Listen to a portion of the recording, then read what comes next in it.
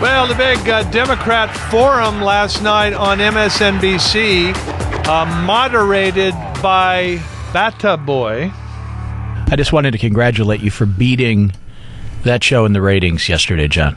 Angry Rich, thank you very much. I don't know if I should take a bow, but Shepard Smith's Fox report at 7 o'clock actually beat the Democratic debate quite significantly. This was the lowest rated candidates debate of any time, anywhere, except maybe Lincoln Douglas, because that was just a few people standing around some stumps. It was dreadful in the extreme. It was outside in the heat at Soldier Field.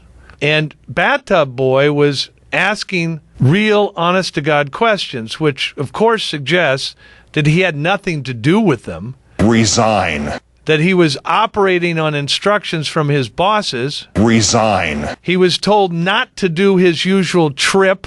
Resign. He was given the questions. Resign. And he was told in his ear, next. Resign. The most dreadful candidates debate yet. Here's what happened. At 7 o'clock on the MSNBC debate, Bathtub Boy and the Democratic candidates pulled 800,000, just under 900,000 viewers. 300,000 of them were under 55. That's the so-called demo. And all of them were stoned.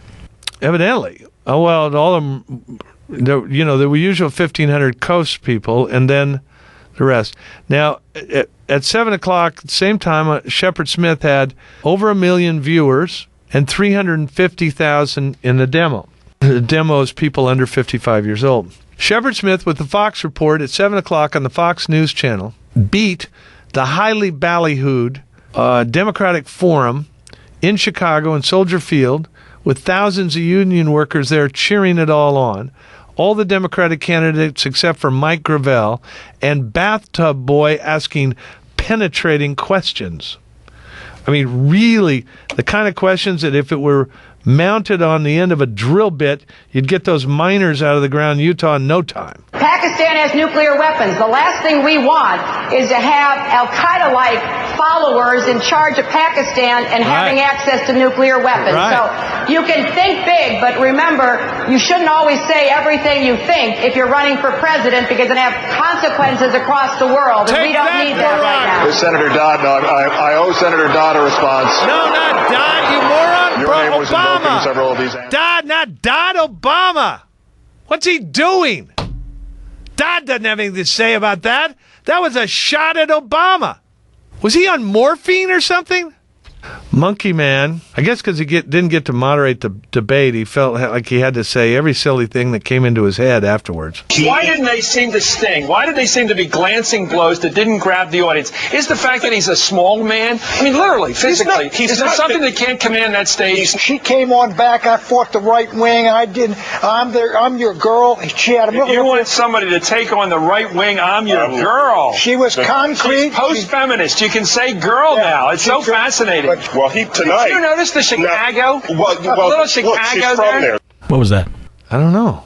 It's like a 100-watt radio station. Oh, it's just like in Duluth. It's just kind of this verbal diarrhea that just spews. I think that Bathtub Boy asked pretty straight questions last night because he was intimidated by where he was. This is a guy who the other day said, I think the authenticity of my commentaries, these commentaries which he demands Bush resign and condemns people without giving them a chance to defend themselves, the authenticity of my commentaries depends on my participating in things like that. Translation. Cover a story. This may have been the first time Bathtub Boy actually went out and was at a story. You saw the maiden voyage of this guy in an actual story. When he went out and said, oh, gee, look, there are people here. What's going on around here? It's a debate. It's a debate, Captain of the Bathtub. He is not a great American.